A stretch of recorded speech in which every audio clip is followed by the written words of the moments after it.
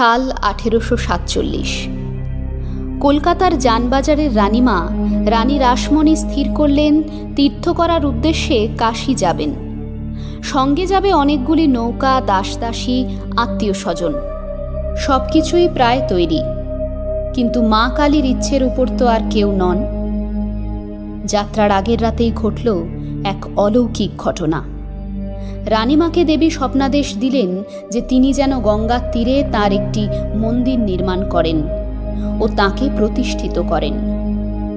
তারপরেই মন্দির নির্মাণ করে প্রতিষ্ঠিত হল দক্ষিণেশ্বর মন্দির। এই মন্দিরেরই অজানা কাহিনী বলবো আজকের ভিডিওয়ে। নমস্কার বন্ধুরা, বং প্ল্যানেট দুনিয়ায় আপনাদের সকলকে স্বাগত। কলকাতার অদূরে হুগলি নদীর পূর্ব তীরে অবস্থিত দক্ষিণেশ্বর কালীবাড়ি। ভারতবর্ষে যে কটি কালী সাধনার স্থল রয়েছে সেগুলির মধ্যে দক্ষিণেশ্বর কালী মন্দির অন্যতম প্রসিদ্ধ। এই মন্দিরটির উচ্চতা 100 ফুটেরও বেশি। মূল দক্ষিণেশ্বর মন্দিরটি নবরত্ন মন্দিরের আদলে নির্মিত। এই আদলটি একেবারে বঙ্গীয় স্থাপত্যের একটি আদর্শ নিদর্শন। মন্দিরটি 3 তলা এবং এর মুখ দক্ষিণ দিকে, যেদিকে গঙ্গার ঘাট। উপরের 2 তলায় মন্দিরের চূড়াগুলি বসানো রয়েছে। দক্ষিণেশ্বর মন্দিরে মোট 9টি চূড়া বিদ্যমান। মধ্যিখানে একটি সর্ববৃহৎ চূড়া এবং তাকে ঘিরে আরও 8টি চূড়া। একটি উত্তোলিত দালানের ওপর মূল গর্ভগৃহটি নির্মিত। দালানটি 46 বর্গফুট প্রসারিত এবং 200 ফুট দীর্ঘ। মূল মন্দিরের পাশেই 12টি আটচালা রয়েছে। এই আটচালাগুলি পূর্বমুখী। প্রতিটি মন্দিরেই একই রকম দেখতে শিবলিঙ্গ রয়েছে। গর্ভগৃহের সুদৃশ্য সহস্র পাপড়ির রৌপ্য পদ্মের ওপর প্রতিষ্ঠিতা দেবী ভবতারিণী। তার চরণতলে বাবা মহাদেব।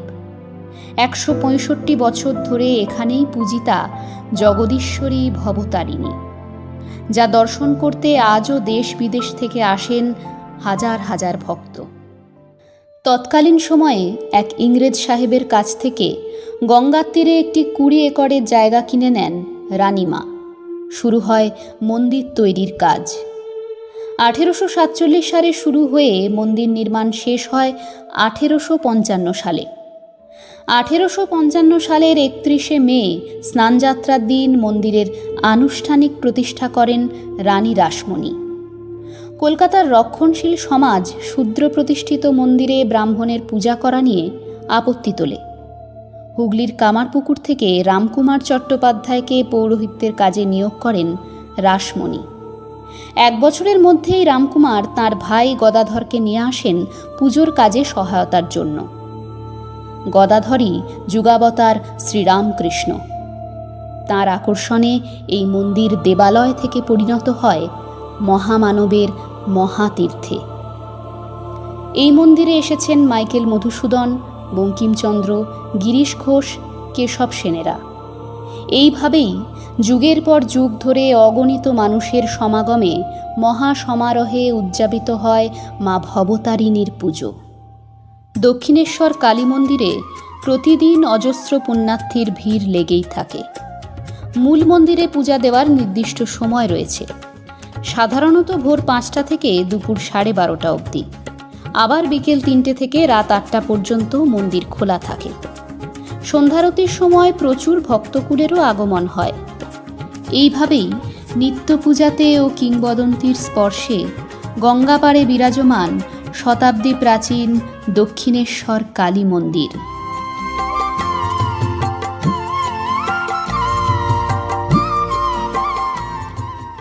এই তো ছিল আজকের ভিডিও।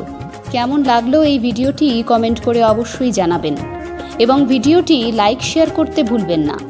আর পরবর্তী ভিডিওর আপডেট পাওয়ার জন্য অবশ্যই আমাদের চ্যানেলটি সাবস্ক্রাইব করে পাশের বেল আইকনটি ক্লিক করে রাখুন। ধন্যবাদ।